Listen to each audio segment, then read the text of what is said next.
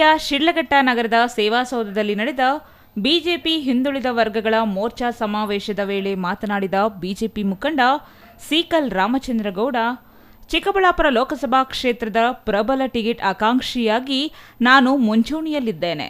ಜೊತೆಗೆ ಲೋಕಸಭಾ ಕ್ಷೇತ್ರ ಹಾಗೂ ಹೈಕಮಾಂಡ್ ಅಭ್ಯರ್ಥಿಯಾಗಿ ಯಾರನ್ನೇ ಘೋಷಿಸಿದರೂ ಅವರ ಪರವಾಗಿ ಪಕ್ಷ ಹಾಗೂ ನಾವು ಕೆಲಸ ಮಾಡುವುದಾಗಿ ಸ್ಪಷ್ಟಪಡಿಸಿದ್ದಾರೆ. ಕೋಲಾರಲ್ಲಿ ಈಗೇನು ಬಿಜೆಪಿಗಾದರೆ ಯಾರ ಕೊಟ್ಟರು ಮಾಡಬೇಕಂತ ನಮಗೆ ಸೂಚನೆ ಇದೆ.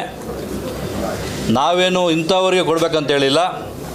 ಈಗಾಗಲೇ ಇರ್ತಕ್ಕಂಥ ನಮ್ಮ ಎಂ ಪಿಯವರು ಸಾಕಷ್ಟು ಕೆಲಸ ಮಾಡಿದ್ದಾರೆ, ಅವ್ರಿಗೆ ಕೊಡಬೇಕಂತ ನಾವು ಕೇಳಿದ್ದೀವಿ. ಅದು ಬಿಟ್ಟು ಬೇರೆ ಪಕ್ಷ ತೀರ್ಮಾನ ಮಾಡ್ತೀವಿ ಅಂದರೂ ನಾವು ಬದ್ಧವಾಗಿದ್ದೀವಿ ಅಂತ ಹೇಳಿದ್ದೀವಿ. ಬಹುತೇಕ ಇಂದು ಅಥವಾ ನಾಳೆ ಅಭ್ಯರ್ಥಿಗಳ ಆಯ್ಕೆ ಫೈನಲ್ ಆಗಲಿದ್ದು, ಅಭ್ಯರ್ಥಿ ಯಾರು ಎಂಬುದು ತಿಳಿಯಲಿದೆ ಎಂದು ಹೇಳಿದ್ದಾರೆ. ಜೆಡಿಎಸ್ ಹಾಗೂ ಬಿಜೆಪಿ ಮೈತ್ರಿಯಲ್ಲಿ ಜೆಡಿಎಸ್ನಿಂದ ಕೋಲಾರಕ್ಕೆ ಬೇಡಿಕೆ ಇತ್ತು, ಆದರೆ ಈವರೆಗೂ ತೀರ್ಮಾನ ತೆಗೆದುಕೊಂಡಿಲ್ಲ. ಆದರೆ ಈಗ ಬಿಜೆಪಿ ಹಾಗೂ ಜೆಡಿಎಸ್ ಎರಡು ಒಂದೇ ಆಗಿದ್ದು, ಎರಡು ಪಕ್ಷಗಳು ಮೋದಿಗಾಗಿ ಕೆಲಸ ಮಾಡುತ್ತಿವೆ. ಎರಡು ಪಕ್ಷದಲ್ಲಿ ಯಾರಿಗೆ ಟಿಕೆಟ್ ಕೊಟ್ಟರೂ ನಾವು ಕೆಲಸ ಮಾಡುತ್ತೇವೆ ಎಂದು ಸ್ಪಷ್ಟಪಡಿಸಿದ್ದಾರೆ. ಇನ್ನು ಚಿಕ್ಕಬಳ್ಳಾಪುರ ಲೋಕಸಭಾ ಕ್ಷೇತ್ರದಲ್ಲಿ ನಾನು ಆಕಾಂಕ್ಷಿಯಾಗಿದ್ದೇನೆ. ಹಿರಿಯ ಮುಖಂಡರಿಗೆ ಮನವಿ ಮಾಡಿದ್ದೆ. ಈಗ ಟಿಕೆಟ್ ಕೊಟ್ಟರೆ ನಿಂತು ಗೆಲ್ಲಲು ಶ್ರಮ ವಹಿಸುತ್ತೇನೆ. ಈಗ ಪಕ್ಷದ ತೀರ್ಮಾನಕ್ಕೆ ಕಾಯುತ್ತಿದ್ದೇನೆ ಎಂದು ಬಿಜೆಪಿ ಮುಖಂಡ ಸೀಕಲ್ ರಾಮಚಂದ್ರಗೌಡ ಸ್ಪಷ್ಟಪಡಿಸಿದ್ದಾರೆ. ಭಾರತದಲ್ಲಿ ಈಗ ಚುನಾವಣೆ ಘೋಷಣೆ ಆಗಿದೆ. ಈಗಾಗಲೇ ಚುನಾವಣೆ ದಿನಾಂಕ ಮತ್ತು ರಿಸಲ್ಟ್ ದಿನಾಂಕ ಕೂಡ ನಿಗದಿ ಆಗಿದೆ. ಈ ನಿಟ್ಟಿನಲ್ಲಿ ಏನು ನಮ್ಮ ಚಿಕ್ಕಬಳ್ಳಾಪುರ ಜಿಲ್ಲೆ, ಕೋಲಾರ ಜಿಲ್ಲೆ ಭಾಗದಲ್ಲಿ ಏನು ನಾವೆಲ್ಲ ಇವತ್ತು ತುಂಬ ಯುವಕರಿಗೆ ಪ್ರೋತ್ಸಾಹ ಕೊಟ್ಟು ನಮ್ಮ ಪಕ್ಷದಲ್ಲಿ ಸ್ಥಾನಮಾನ ಕೊಟ್ಟು ಇವತ್ತು ಪಕ್ಷ ದೊಡ್ಡ ಮಟ್ಟಿಗೆ ಬೆಳೆಸ್ತಕ್ಕಂಥ ಅವಕಾಶ ಕೊಟ್ಟಿದೆ. ಈಗೇನು ನಾವೆಲ್ಲ ಮತ್ತೊಮ್ಮೆ ಮೋದಿ ಅಂತಕ್ಕಂಥದ್ದು ಏನು ಅಭಿಯಾನ ಈಗಾಗಲೇ ಶುರು ಮಾಡಿ ಒಂದು ತಿಂಗಳಾಗಿದೆ. ಗೋಡೆ ಬರಹ ಆಯಿತು, ಗ್ರಾಮ ಚಲೋ ಕಾರ್ಯಕ್ರಮ ಆಯಿತು.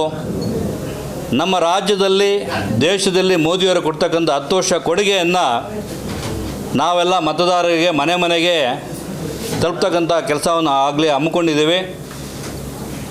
ಅಖಂಡ ಭಾರತದಲ್ಲಿ ಮತ್ತೊಮ್ಮೆ ಮೋದಿ ಆಗ್ತಕ್ಕಂಥದ್ದು ನಿಶ್ಚಿತ ಆಗಿದೆ. ತಮಗೆಲ್ಲ ಗೊತ್ತಿದೆ, ಈ ಚಿಕ್ಕಬಳ್ಳಾಪುರ ಜಿಲ್ಲೆಯಲ್ಲಿ ಶಿಡ್ಲಘಟ್ಟ ನಾವೇನು ಇದು ಲಾಸ್ಟ್ ಟೈಮು ಎಲೆಕ್ಷನ್ಗೆ ಕಂಟೆಸ್ಟ್ ಮಾಡಿದ್ದೆ ನಾನು. ನಮ್ಮ ಕಚೇರಿಯನ್ನು ಯಾಕೆ ಇವತ್ತು ಆಯ್ಕೆ ಮಾಡ್ಕೊಂಡಿದ್ದಾರೆ ಅಂತ ಹೇಳಿದ್ರೆ, ತಮಗೆಲ್ಲ ಗೊತ್ತಿದೆ, ಶಿಡ್ಲಘಟ್ಟದಲ್ಲಿ 2 ಬಾರಿ 3 ಬಾರಿ BJPಯಲ್ಲಿ ಟಿಕೆಟ್ ಕೊಟ್ಟಿರ್ತಕ್ಕಂಥವ್ರು ವಾಪಸ್ಸು ಶಿಡ್ಲಘಟ್ಟ ಕಡೆ ಬಂದಿಲ್ಲ ಅಂತಕ್ಕಂಥ ಆಪಾದನೆ ಇತ್ತು. ಜಿಲ್ಲಾ ಮಟ್ಟಕ್ಕೆ ಸಮಾವೇಶ ಮಾಡ್ತಕ್ಕಂಥ ಕಾರ್ಯಕ್ರಮ ಇವತ್ತು ಶಿಡ್ಲಘಟ್ಟಕ್ಕೆ ಒಂದು ಸೌಭಾಗ್ಯ ಇದೆ. ಮುಂದಿನ ದಿನಗಳಲ್ಲಿ ಶಿಡ್ಲಘಟ್ಟದಲ್ಲಿ ಕೂಡ BJP ಬಾವುಟ ಹಾರಿಸ್ತೀವಿ. ಈಗ ನಮಗೆ JDS ಮತ್ತು BJP ಮೈತ್ರಿ ಏನಿದೆ, ಈಗಾಗಲೇ ಸೀಟಿಗೆ ಹೋಗಿ JDSಯಿಂದ ಕೋಲಾರಕ್ಕೆ ಬೇಕು ಅಂತ ಕೇಳ್ತಾ ಇದ್ದಾರೆ. ಅದು ತೀರ್ಮಾನ ಆಗಿಲ್ಲ, ಇವತ್ತು ನಾಳೆ ತೀರ್ಮಾನ ಆಗುತ್ತೆ. ನಮಗೇನು BJP ಆದರೂ ಒಂದೇ, JDS ಆದರೂ ಒಂದೇ, ಇಬ್ಬರು ಸೇರಿ ಎಲೆಕ್ಷನ್ ಮಾಡ್ತಾ ಇರೋದ್ರಿಂದ, ಮೋದಿಗೋಸ್ಕರ ಮಾಡ್ತಾ ಇರೋದ್ರಿಂದ ಎಲ್ಲ ಸಿದ್ಧತೆ ರೆಡಿಯಾಗಿದೆ.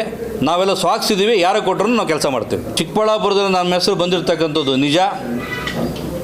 ಈಗ ಏನು ಹಿರಿಯ ಮುಖಂಡರುಗಳಿಗೆ ದಯಮಾಡಿ ಕೊಡಿ ಅಂತ ನಾನು ಪ್ರಾರ್ಥನೆ ಮಾಡಿದ್ದೆ. ಪಕ್ಷದಲ್ಲಿ ಮಾಡ್ತಕ್ಕಂಥ ಏನೇ ತೀರ್ಮಾನಕ್ಕೆ ನಾನು ಬದ್ಧ ಅಂತ ಹೇಳಿದ್ದೀನಿ. ನಮಗೇನು ಟಿಕೆಟ್ ಕೊಟ್ಟರೆ ನಿಲ್ಲೋದಕ್ಕೂ ನಾನು ರೆಡಿ ಇದ್ದೀನಿ.